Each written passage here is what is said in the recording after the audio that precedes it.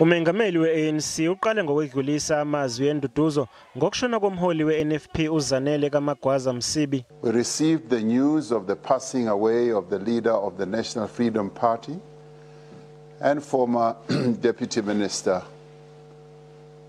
Ms. Zanele kaMagwaza Msibi with great sadness.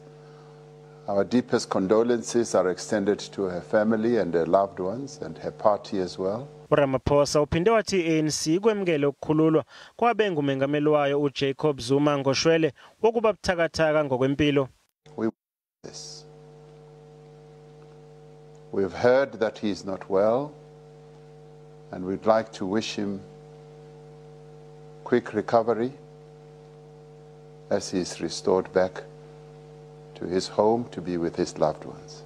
Uthe lomhlangano uvumelane ngokuthi uhulumeni kufanele ugxile einhlelweni zokuvuselela umnotho kanye nokwakha amathuba omsebenzi. We have reaffirmed that the central task of the moment is to create jobs and more jobs and more jobs.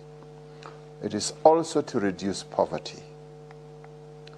The COVID-19 pandemic has dramatically deepened poverty, inequality, and has increased the numbers of unemployed people in our country, especially young people.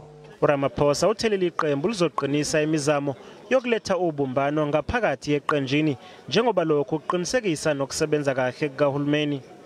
Uphinde wathi kumqoka ukuthi leli qembu lihole umkhankaso wokugqugquzela izakhamuzi zakuleli ukuba iphume ngobuningi ziyogomela iCovid-19.